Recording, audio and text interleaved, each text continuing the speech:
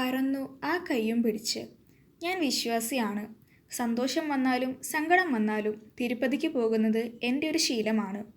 8 തവണ അവിടെ എത്തി തലമൊട്ടയടിച്ചിട്ടുണ്ട്. എനിക്ക് വേണ്ടിയും മക്കൾക്ക് വേണ്ടിയുമുള്ള നേർച്ചയായി.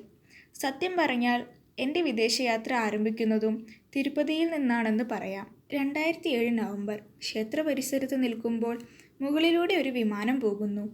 കണ്ണിൽ നിന്ന് മറയുന്നതുവരെ ഞാൻ അതിൽ നോക്കി നിന്നു.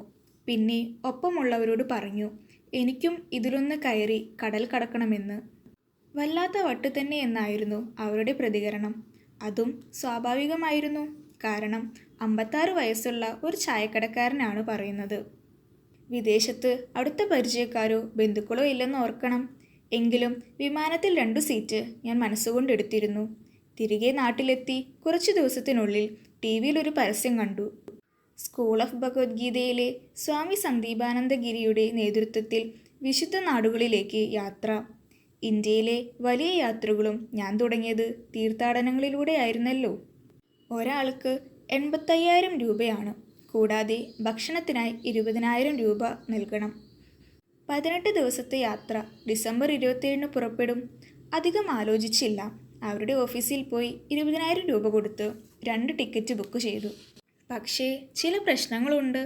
ഞങ്ങൾക്ക് പാസ്പോർട്ടില്ല, പണവും. പിന്നെ ഇതിനൊക്കെയായുള്ള ഓട്ടമായി. ഫാസ്റ്റ് ട്രാക്കിൽ പാസ്പോർട്ട് എടുത്തു.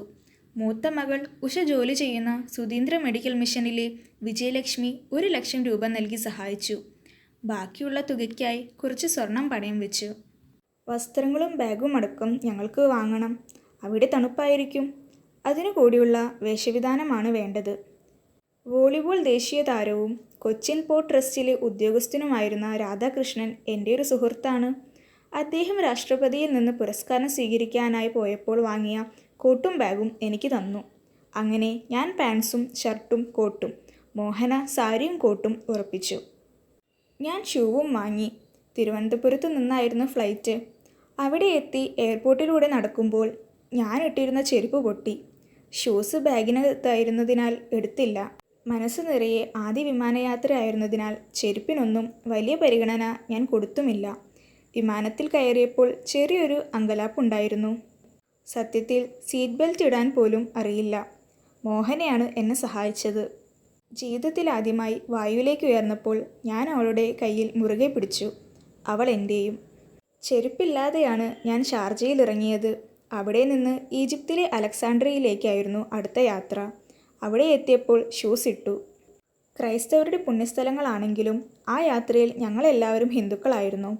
ഞാൻ ക്രിസ്തീയതയെക്കുറിച്ച് ഒരുപാട് വായിച്ചിട്ടുണ്ട്. ക്രിസ്തുവിൻ്റെ ജീവിതത്തെക്കുറിച്ചും ബൈബിളിലെ സ്ഥലങ്ങളെക്കുറിച്ചുമെല്ലാം ധാരണയുണ്ടായിരുന്നതിനാൽ യാത്ര നല്ലൊരു അനുഭവമായിരുന്നു. എല്ലാവരുടെയും മനസ്സിൽ ഈജിപ്തിനെക്കുറിച്ചുള്ള ആദ്യ ചിത്രം പിരമിഡുകളായിരിക്കുമല്ലോ. എന്നാൽ അതുമാത്രമല്ല, ഈജിപ്തിലെ ക്ഷേത്രങ്ങളും എന്നെ അതിശയിപ്പിച്ചു. ന്യൂ ഇയർ നൈറ്റ് ഞങ്ങൾ നൈൽ നദിയിൽ ബോട്ടിംഗ് നടത്തി. അപ്പോഴാണ് ബെല്ലി ഡാൻസ് കാണുന്നത്. അവിടെ മദ്യം വിതരണം ചെയ്യുന്നുണ്ടായിരുന്നു. 30 മില്ലിക്ക് $10. ഞാനും വാങ്ങി ഒരെണ്ണം. ജെറുസലേമിൽ പ്രാർത്ഥിച്ചത് മനോഹരമായിരുന്നു. മോഹന പറയുന്നത് ആരോഗ്യത്തോടെ തിരിച്ചെത്തിയത് അവിടുത്തെ പ്രാർത്ഥനയുടെ ബലമാണെന്നാണ്. ചുവപ്പ് രാശിയിലുള്ള ചെങ്കടൽ, ബെത്ലഹേം, സീനായ് മല, ഗഗുൽത്ത മല, ചാവുകടൽ, ഇങ്ങനെ വായിച്ചറിഞ്ഞതെല്ലാം ഞങ്ങളുടെ മുന്നിൽ തെളിഞ്ഞു നിന്നു. ജോർദാനാണ് എനിക്കിഷ്ടപ്പെട്ട മറ്റൊരു രാജ്യം. അവിടുത്തെ പെട്ര എന്ന പുരാതന നഗരം എന്നെ അത്ഭുതപ്പെടുത്തി കളഞ്ഞു. ലോകാത്ഭുതമാണെങ്കിലും ഇത്രയും ഞാൻ പ്രതീക്ഷിച്ചിരുന്നില്ല. പർവ്വതങ്ങൾ തുരന്ന് കെട്ടിടങ്ങൾ നിർമ്മിച്ചിരിക്കുന്നു. അതും സഹസ്രാബ്ദങ്ങൾക്ക് മുൻപ് നിർമ്മിക്കപ്പെട്ടത്. ഒരു ഫോട്ടോയ്ക്കും അതിൻ്റെ തനിമ എടുത്ത് കാണിക്കാനാകില്ല. നമ്മൾ അവിടെ ചെല്ലുക തന്നെ വേണം. ഇന്ത്യ വിട്ടപ്പോൾ മുതൽ ഞങ്ങൾ ഭക്ഷണത്തിൽ മിതത്വം പാലിച്ചു. ഒരു കാരണം ആരോഗ്യത്തെ ബാധിക്കുമോ എന്ന ചിന്ത, മറ്റൊന്ന് പണം തന്നെ. രാവിലെയും വൈകിട്ടുമുള്ള ആഹാരം ടൂർ പാക്കേജിൽ ഉൾപ്പെട്ടിരുന്നു.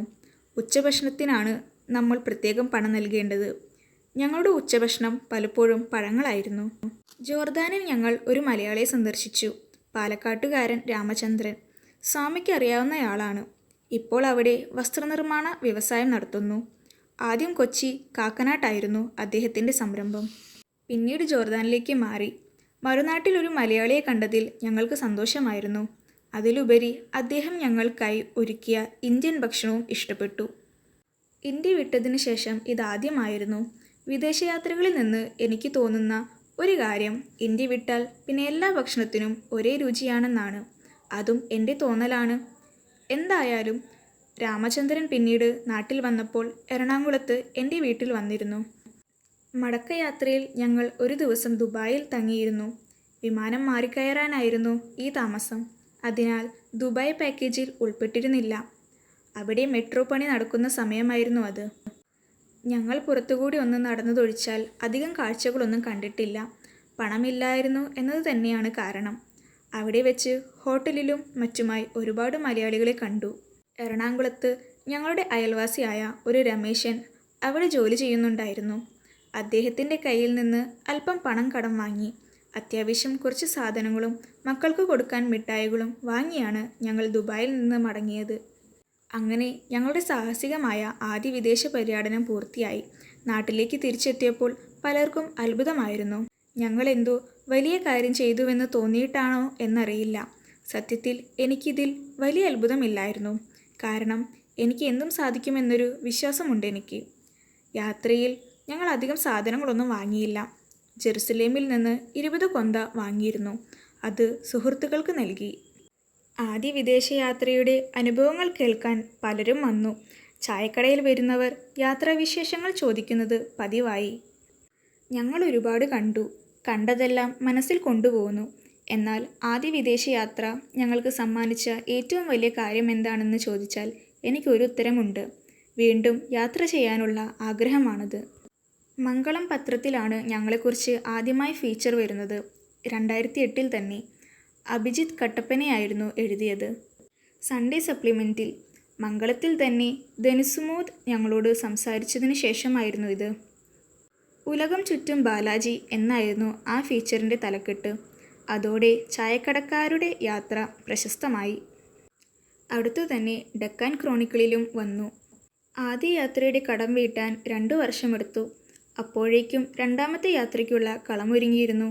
അങ്ങനെ 2010 ഞങ്ങൾ സിംഗപ്പൂർ, മലേഷ്യ പര്യടനത്തിനായി പുറപ്പെട്ടു. മൂത്ത മകൾ ശശികലയും ഭർത്താവ് ജയറാമും ഒപ്പമുണ്ടായിരുന്നു. ഇത്തവണ അക്ബർ ട്രാവൽസിനൊപ്പമായിരുന്നു യാത്ര. 8 ദിവസത്തെ പാക്കേജിന് 40,000 രൂപ.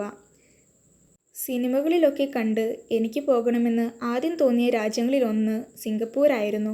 എന്നാൽ എങ്ങനെ പോകണമെന്നൊന്നും അന്ന് ചിന്തിച്ചിട്ടില്ല. പെട്ടെന്ന് ഏതെങ്കിലും ഒരു വിദേശ രാജ്യം സന്ദർശിക്കണമെന്ന ആഗ്രഹമുള്ളവർക്ക് സിംഗപ്പൂർ നല്ലൊരു ഡെസ്റ്റിനേഷൻ ആയിരിക്കും. അധികം പണമാവില്ല. ഇഷ്ടം പോലെ കാഴ്ചകളും കാണാം. ഭക്ഷണത്തെക്കുറിച്ചും ആവലാതി വേണ്ട. കാരണം ഇന്ത്യൻ ഭക്ഷണം അവിടെ സുലഭമാണ്. അവിടെ എത്തിയാൽ സെൻറ്റോസോ ദ്വീപ് എന്തായാലും കണ്ടിരിക്കണം. കാഴ്ചകളുടെ പറുദീസയാണത്. സെൻറ്റോസയിലേക്ക് കേബിൾ കാറിലൂടെ ആകാശയാത്രയുണ്ട്. മറക്കാനാകാത്ത അനുഭവമായിരിക്കും. താഴെ തുറമുഖത്ത് കപ്പലുകൾ നിരന്നു കിടക്കുന്നത് കാണാം. ഒരു കപ്പലിൽ കാറുകൾ കയറ്റിയിരിക്കുന്ന കാഴ്ച എന്നെ അത്ഭുതപ്പെടുത്തി. അത്യാധുനിക സാങ്കേതിക വിദ്യകൾ പ്രയോജനപ്പെടുത്തിയാണ് സിംഗപ്പൂരിൻ്റെ അനുദിന ജീവിതം. കെട്ടിടം പണിയാൻ പോലും അവർ യന്ത്രങ്ങൾ ഉപയോഗിക്കുന്നുണ്ട്. മലേഷ്യയിലെ പ്രധാന കാഴ്ചകൾ ക്വാലാലംപൂരും അവിടുത്തെ പെട്രോണാസ് ട്വിൻ ടവറുമാണ്. ഞാൻ അന്ന് വരെ കണ്ടതിൽ വെച്ച് ഏറ്റവും ഉയരമുള്ള കെട്ടിടം. മനസ്സിൽ കാണാൻ കഴിയാത്ത വിധമാണ് അതിൻ്റെ പൊക്കം. സിംഗപ്പൂർ യാത്ര കഴിഞ്ഞപ്പോൾ വനിതയിലും ഞങ്ങളെക്കുറിച്ച് ആർട്ടിക്കിൾ വന്നു. അങ്ങനെ വീട്ടിൽ അറിയാതെ എറണാകുളത്തിനും ആലപ്പുഴയ്ക്കും പോയി തുടങ്ങിയ വിജയൻ വിദേശയാത്ര നടത്തുന്ന വിജയനായി. വിജയൻ്റെ യാത്രകൾ നാട്ടുകാരെല്ലാം അറിയുകയും ചെയ്തു. പിന്നീട് ഞങ്ങളെ കാണുന്നവർക്കെല്ലാം ചോദിക്കാൻ പുതിയൊരു ചോദ്യമുണ്ടായിരുന്നു: എങ്ങോട്ടാണ് അടുത്ത ട്രിപ്പ്?